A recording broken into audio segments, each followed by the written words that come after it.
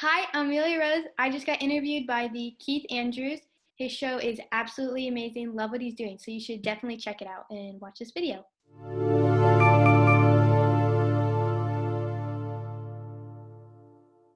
Episode of season 7. It is episode 699. That's right, 699. I'm here, so beautiful and talented. Well, I just had a brain fart on your name, but I can edit it. Amelia Rose. I'm here as Amelia Rose.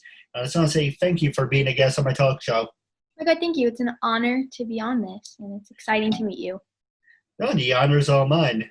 For people who want to know what my talk show is about, whole point of my talk show is to show people that even with having a learning disability, I can still amount to something.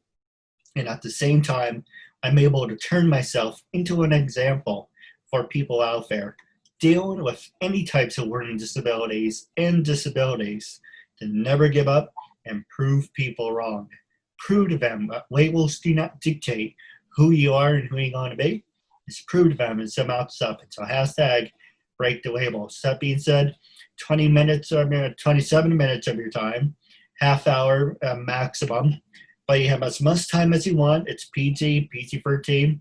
It is the theme of uncensored, so you can say anything you want, talk about whatever you want. So the first question I want to ask you is, what can you tell us about yourself? What I can tell you about myself is acting is my huge passion. I don't think I would do anything else. I've always loved it. I started with musical theater when I was a kid. I had very big stage fright. Bad. I would cry every time I would go on stage. And then I started to overcome that. And then when I was about, I want to say like 10, I was like, whoa, acting is pretty cool. So I started trying to get in front of agents and stuff. And now I'm here trying to live my dream. No, absolutely. So the first question I want to ask you, I'm going to ask you the easy ones, I'm going to ask you the hard hidden ones. The first one I want to ask you is, while we're on the subject about acting, where were you born, and when you advanced in your career, did you move or are you still in the same area? I was born in Waxhaw, North Carolina. All my family was born in New York. I still live here with acting, but I do go on and off to New York because I have a lot of family there. So I guess that'd be like the two main places I travel for acting. Well, if I ever do like a meet and greet or event, you're more than welcome to be there. Oh, I'd love to come. Now, the next question I was going to ask you, well, on the subject, what about North Carolina that you like? I like the weather. That's so basic, but it's not like too cold in the winter. So like I'm not like New York is very cold. Like I'm like, wow. But here it's like not too bad. I also love the town. The town I live near is very cute and I love walking down there when Corona's over, obviously, but it's really fun down here. No, absolutely. Now, I do have some funny stories for you. We can get to that in a little bit. Next question I want to ask you, what is your favorite school activity? It could be, gym, it could be a special class. So what was is one of your favorite activities and what do you hate the most? I think my favorite would be drama class or math. I really like math for some reason. I think my least favorite out of the school year in like classes would be language arts. I don't like to read or I don't know. I just find it very like boring, but math and drama for sure would be my favorite activity in school. For me, I would say classes I liked, but I failed. I found art class interesting. Um, what I hated was gym because I'm not the same person who I once was because I was antisocial when I was your age, so it's hard for me to open up. Now I have something to brag about, so now I had diarrhea on the mouth. So also the biggest thing is I didn't like changing in the locker room because you didn't have any privacy. So when I was forced to change in my pants, I would say fine. I just hire use a bathroom stall or whatever. At least in a bathroom stall, you have your own privacy for somewhat. And Mhm. I guess I was self-conscious of myself. Yeah, I understand that. But the other one I did not like would be music. You know, I'm not a singer, I'm not a soprano, but I did find it very interesting. You know, we saw West Side Story. We saw, actually, I was pretty much the only one. I was going to say Gangs in New York, but that's not really a musical. But West Side Story was one of those things. Same thing, you know, very interesting. I found the classes interesting, but I failed. So pretty much, you're like an A student. You can do laps around me. For me, I had to pretty much brag to the teacher, hey, you know, I have a disability. How about we make a deal? I show you, but I'm doing the work. Eh? Eh? Can you give me a 65? I at least give you a 60. Just pass me. You know, it's like, fine, you know, come here, show that you're really working. We will give you 65. So I'm not like an honorable student or anything, or stretch on imagination, but at the time, I just wanted to get the hell out. Yeah. But the next thing I was going to ask you is, what was your favorite activity that you wanted to do in gym that you got to do, and what were some of the activities that you hated to do? I'm going to start off with the hated one. In my gym class, after you change, you right away have to go into we do like running around the gym. So we do like about like 2 minutes of running and like a minute of walking for about like 10 minutes. I hate running, my least favorite thing. And when I had gym that day, I would be like, great, I have to run today. But my favorite thing would probably be volleyball because I find volleyball pretty fun. And in my gym class, we have we have three gym teachers, but it's a whole class. So like 1 week we did volleyball with my teacher, and then the next week we would switch to like disc golf. But I found volleyball the most fun. No, absolutely. Now, for me, I would say volleyball was fun. I would say dodgeball without, you know, getting whacked in the face. Track, don't get me started on the whole mile run thing. They're like, okay, if you can run, it's like, okay, I start too. I'm like, yeah, forget it. I used to walk around, like, you know, it took you 22 minutes to walk around the whole track. Yeah. That's like, oh, that's good. I set a record. You know, that wasn't the point of this exercise. Like, well, beggars can't be choosers. Yeah, when we in my elementary school, we had a big track, and my teacher would make us run it, and I would just walk it. I was like, I'm not on this. And the other reason I didn't want to do track is, you know, you seen Jumble Buck, right? Yes. You know, I didn't want to, you know, cause a pile up or anything, even though it would be really funny, but I didn't want to be known as that person who always causes that. Hmm. Yeah. The thing that I always liked, and by people always said, I don't know, it's my friends at the time always did this in their gym class. So they always tease me about, oh, okay, if we did one of your favorite things in gym class, and we got to do one of those human pyramids, you should have been there. I'm like, you know, I like that stuff, but you're only teasing me. Did you ever get the chance to do any of that? Or are you not a fan of the human pyramids? No, not really. I'm not a fan. Eh. It's meh. I'm a loser. I like that stuff. So now the next question I want to ask you is, when you go to college, actually, let me rewind that. Actually, no, let me ask you first. Sorry, brain fart. When you go to college, what do you want to major in? I definitely want to do something with acting. I think that's my main goal and my main focus. So definitely try to major in theater or acting or music because I do love to sing and I'm learning piano. So I would definitely try to major in like something in the arts. And if I could I think there's isn't there like a second major or like a minor, something like that? Yes. I would do probably like chef or like business or like cooking because I love to cook. It's like my second all-time favorite hobby. I like, oh my God, I can't even put into words how much I love cooking.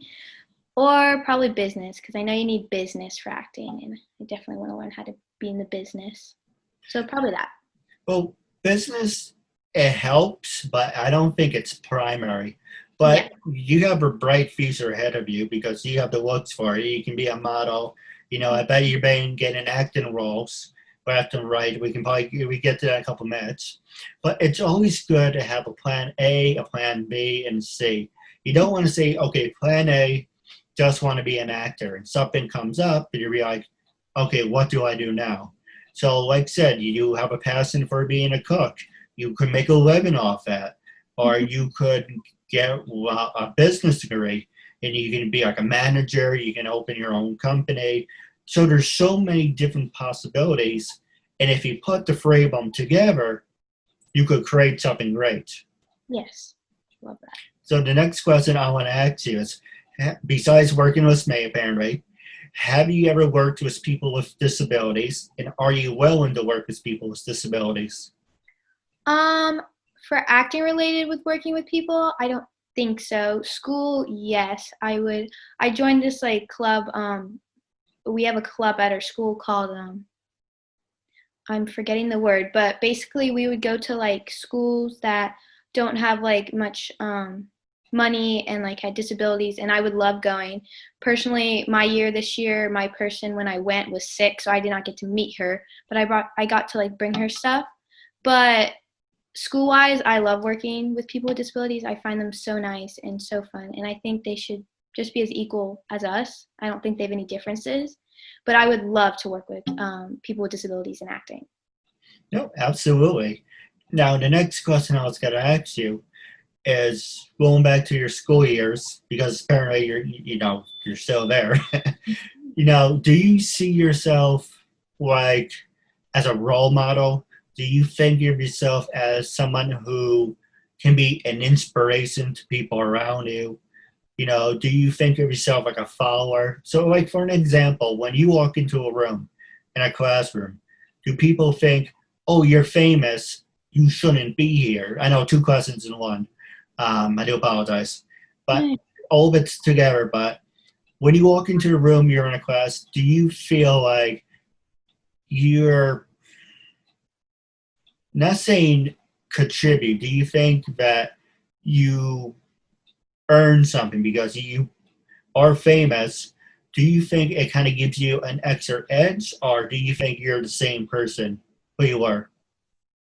I'll answer the first question. I definitely think I try to be a role model. I don't like to be like I don't know. I want to put this in the right words. Like I definitely want to like show people like caring and to be nice and try to like show people like mean and like braggy is not the right type of way. So I definitely try to like walk into a room and be like, wow.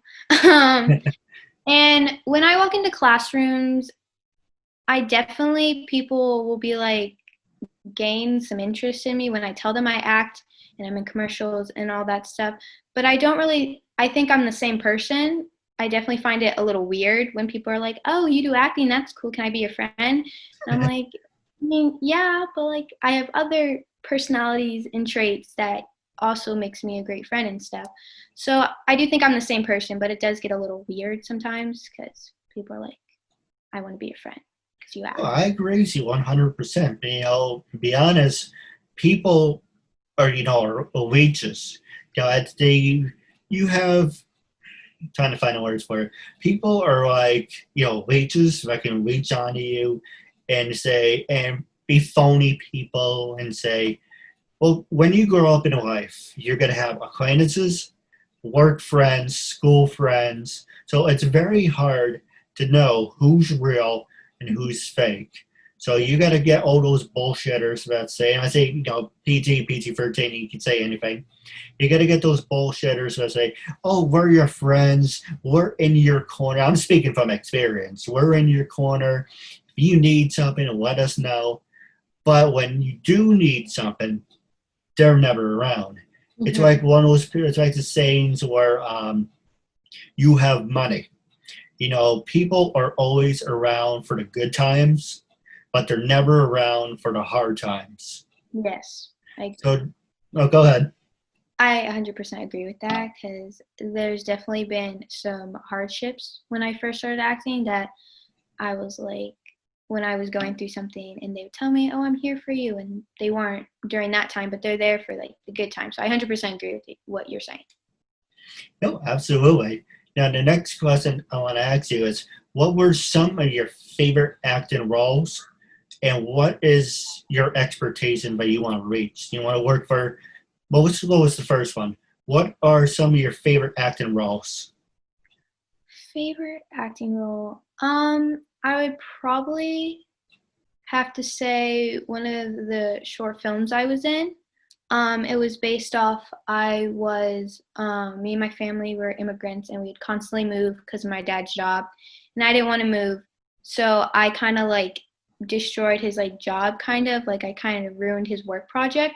So I kind of found it very fun to like not be like the very sweet, innocent, because I get that a lot because I'm very like happy, joyful, smiley. So I tend to get those types of roles. So it's definitely like more fun to like get out of my comfort zone and try to be like, oh, I'm a bad girl. I ruined my dad's job in a way. So I would have to say that's my favorite role. Yeah, that'd be my favorite role. Do you want to work for Disney or Nickelodeon if you had to choose? Oof, that's a hard one. I think I'd have to go with Nickelodeon because I grew up on a lot of like shows from Nickelodeon. Yeah, I would go with Nickelodeon, I think. Hey, Yeah. well, let's play a little quick game. Top 5 TV shows on Nickelodeon you grew up to. Oh my gosh, I hope these are correct. I think they're correct. I think these are Nickelodeon shows if I'm correct. It's been a while. iCarly's Nickelodeon, I think. Yes. Yes. iCarly was like my all-time favorite show.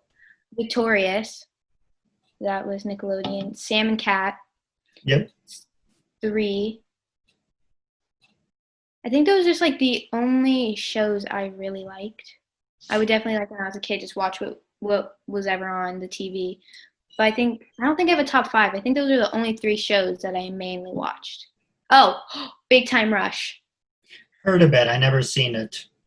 That was a good one. Did you like Drake and what was it?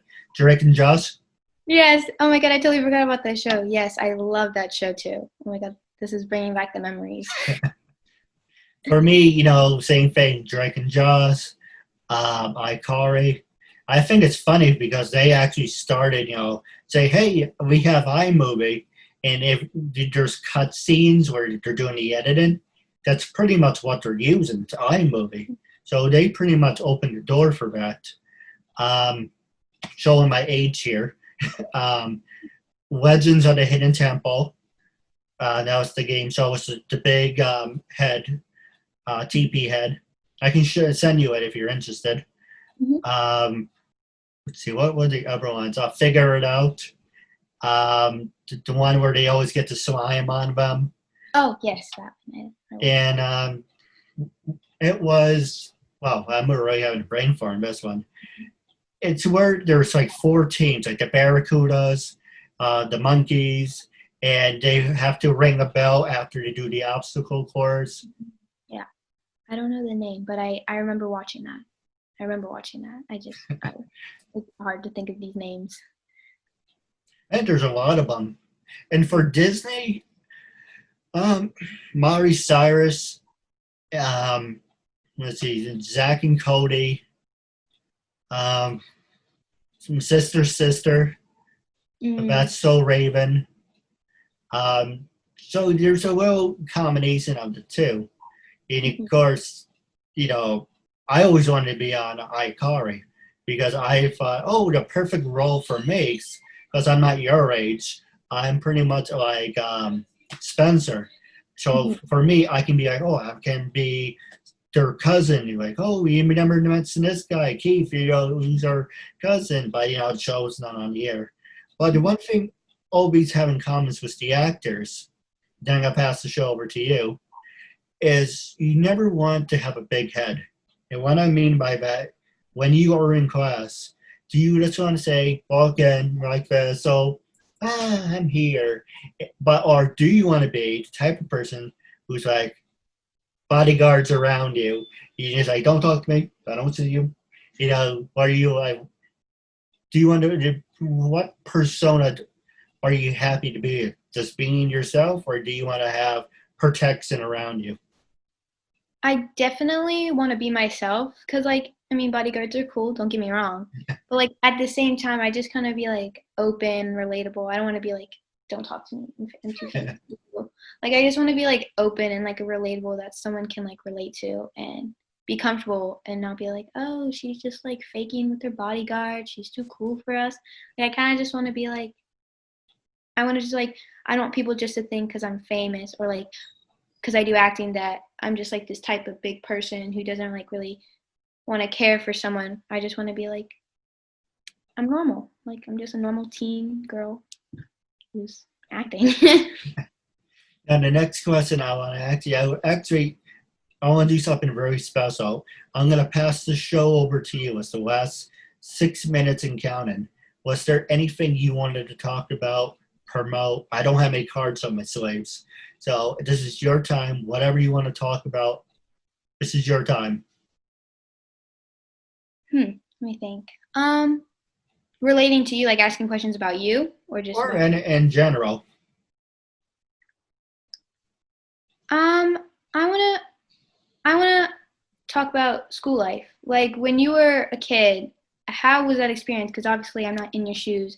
I can't say I relate to you, but I've always wanted to know what it feels like because I try to be my best and I try to like hang out with the kids and I try to become like I have a best friend that has a disability. His name's John and I love him. He's so nice. So I want to just like ask like how was it at school with having a disability and like what was it like? All right. For me, I would say, because trying to find a word for it, everyone in my family, we all went for the same school district. So pretty much they're like, oh, we all know, your brothers, we know your sister.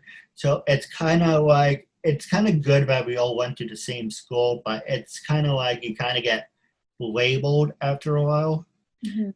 For me, I give me an example. If someone gave you a script, I don't know how good you are with this, but you would read it and say, okay, I got it. For me, you would have to break it down and say, for an example, you're at a four-way intersection. Who has the right way to go? Or who goes first? I'm like, okay, well, can you give me an example? Now I know is whoever's going straight gets to go, and whoever's turning has to wait. But for example, you have to break it down. Like, can you give me an example of it? So I learn at a slower pace. And as I mentioned earlier, I failed a whole bunch of classes, not because I'm a bad student. It's that they were not, I wouldn't say catering, but they weren't taking the time to make sure I processed it. There was this class I taught called skills class. And they're like, oh, we're going to teach you how to tell time and, do all these things. Nope. Here's the newspaper. Sit in the back of the room. Don't bother me. So I used to skip that class. For me, it was a rich, snobby country club because it's like if you knew people, if you are a student, they dropped whatever they were doing for you and they pretty much cater to you. But if you were the type of person who had disabilities or learn at a slower pace and that teachers didn't like you for some reason, then you kind of get pushed back into a shuffle of saying, you're not going to amount. I was told I was never going to amount to anything, because I read and learn at a fifth grade level. I'm on the spectrum of being retarded, and I wasn't going to amount to anything. So doing the talk show, I'm saying, hey, I never went to college. I'm not qualified to do other things like what you do, but look at what I'm able to create on my own, and I'm going to turn that into something. So in 7.5 years, here we are. And I think I'm doing pretty good for myself. Not going to wood, hopefully it opens more doors for me so I get on TV and everything.